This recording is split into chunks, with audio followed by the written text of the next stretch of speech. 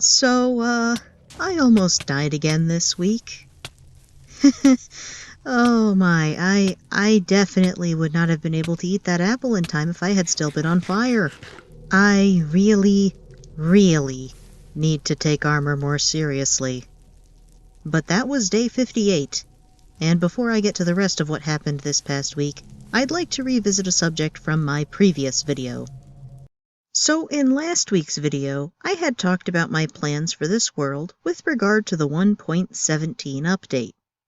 This could change though if, say for instance, there was something really cool in the light blue area that is in the very top left corner of the grid.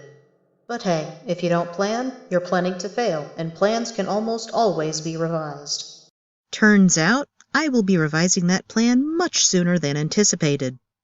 I had already finished editing that video when we received the announcement that the update would be split into 2 parts. Before I go further, I want to make it clear that I am glad they made that decision in light of the current situation. It sounds like if they had not split the update, it would have meant a lot more stress for the development team. I am not a fan of being under stress myself, so I am not eager to wish that on anyone else. What does that mean for this series? Great question! I haven't decided. I perceive at least 3 options. Option number 1, I continue exploring when the first part of the update releases. Option number 2, I wait to continue exploring until the second part of the update releases. Option number 3, I do some exploration when we receive the first part, but save half or more of the unexplored areas for the second part. The major downside of option 1 is that the New World generation will not be implemented, and that's kind of why I'm holding off on exploring anyway. I'm kind of leaning towards option 2. My only concern is if I will have enough to do in the 9 maps I've already explored to keep me busy until December of this year. I have been thinking of starting a peaceful mode series, especially since I learned that mob spawners are not affected by the game rule. So, I could put this particular series on pause until the second part of the update, and start a new peaceful series to check out the first part. My brain still needs some time to work that out. In the meantime, let's go back to day 57. After tending some of the crops, I started preparing my inventory for netherite mining. I figured 2 stews and a golden apple would be fine. Some of the nearby village houses still had beds. White and yellow are not my favorite colors, so I don't mind exploding these. After double-checking my inventory, I made my way to the nether. I had a quick look around. I was planning on making a ladder down to the correct Y level. I wanted it to be close enough to the portal to be convenient, but not so close I would fall in. Once I had settled on a spot, I carefully made my way down. It took a while. Once I reached Y12, I had a look at the map to get an idea of where I was. For the sake of my sanity, I think it's best I not go farther in the nether than I have gone in the overworld. I hadn't really done any netherite mining prior to this, so I'm still not sure if what I'm doing makes sense. I hope it's one of those things I will understand the more I do it. Finally, I placed the first bed. And I survived! It made a lot of fire, though. And while I saw some quartz and gold, I didn't see any ancient debris. So I tried the other side, but if you saw the beginning of this video, you know what happens next.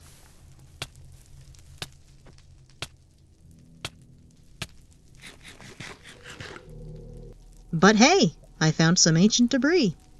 Also lava for the furnace. But most importantly, the ancient debris. I found not 1, not 2, but 3 pieces of ancient debris. Unfortunately, that's just 1 piece short of getting the first netherite ingot for this world. Of course, my health was extremely low, even after the golden apple. So after dropping off the beds, I made my way back to the overworld. You win some, you lose some, you know? Incidentally, it was raining.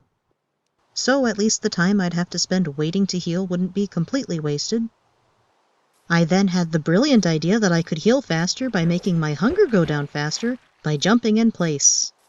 This continued through the night. I was back to 7 hearts when the rain stopped. Thanks to the rain, I had 2 more item frames. Making good progress on the map wall. Since I was still waiting to recover my health, I made my way to the East Desert Village to gather more beds. Grabbed some more flower pots, too. Yeah, I think that should last a while, especially if I have to continue returning to the overworld to heal. Back at home and full health. Which means back to the Nether I go. Which means back to this! So much fire. Some more lava for the furnace. You know, with all this netherrack and lava I'm gathering, I would be able to get a lot of nether bricks. I could set up some furnaces in the nether to process the netherrack while I'm in this dimension. Then when I get mending, I can use that to heal my armor and tools.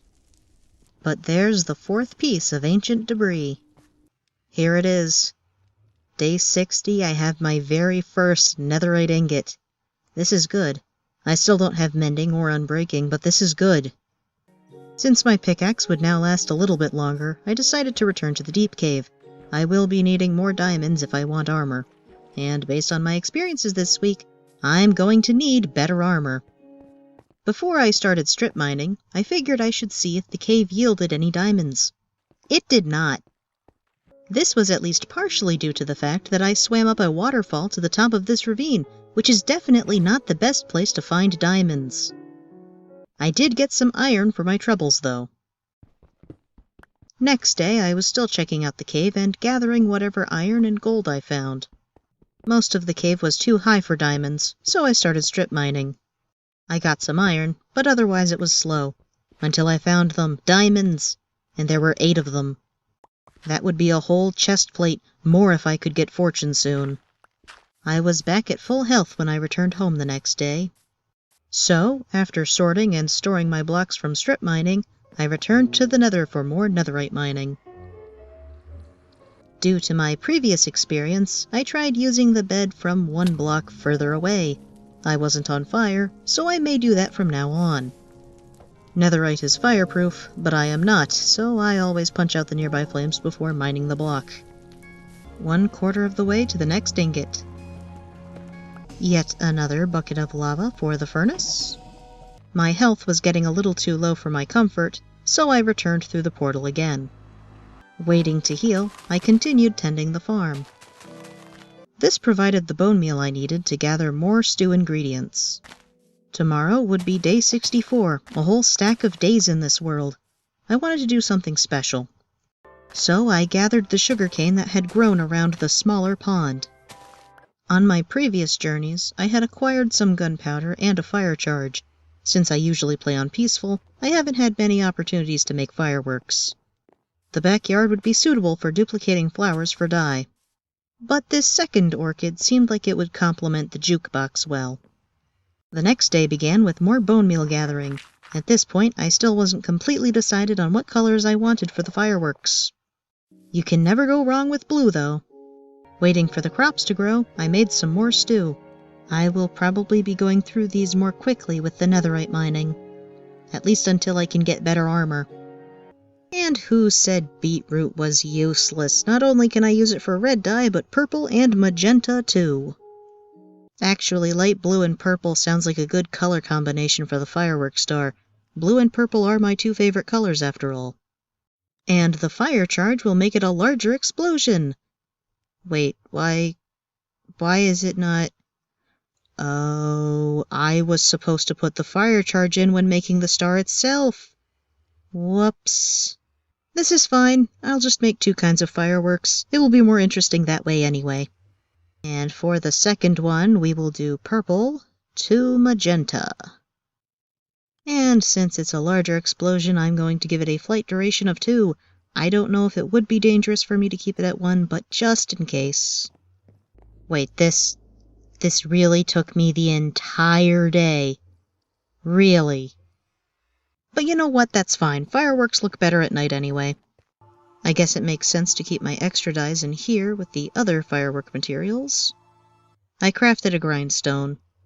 I figured I would probably have enough time to make a dispenser system for the fireworks, so I wanted to try healing one of the bows to make a dispenser. I ran out of shiny items, so I even resorted to putting a lever on the furnace and using that mechanic to fix the bow. After I finished recording this, one of my friends informed me that apparently I didn't need to heal the bow to use it in a dispenser. So they must have changed that at some point in the past 4 years, because I remember clearly that one time I wanted to make carrot on a stick, and I couldn't because it wouldn't let me use a used fishing rod. So I just wasted all of that XP for no good reason. Delightful! At least I know for next time now. What makes it slightly worse is I ended up not making a dispenser after all anyway. Currently, the redstone is stored upstairs with the rest of the map-making materials. I was on my way to get some redstone for a dispenser when I saw that it was raining. Now, I know in real life, fireworks and rain don't mix very well. Minecraft is not real life, but I was concerned that the rain particles would degrade the experience nonetheless.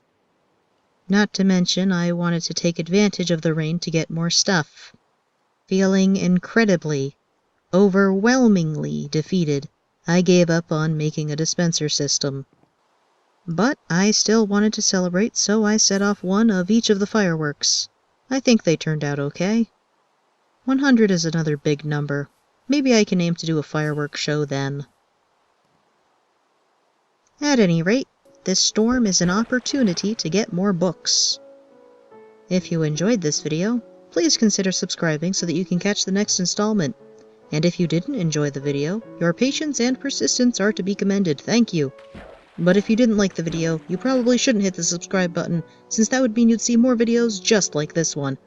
Morally, I cannot encourage you to do things that will cause you emotional or mental discomfort. But I also can't stop you. Until next time, take care.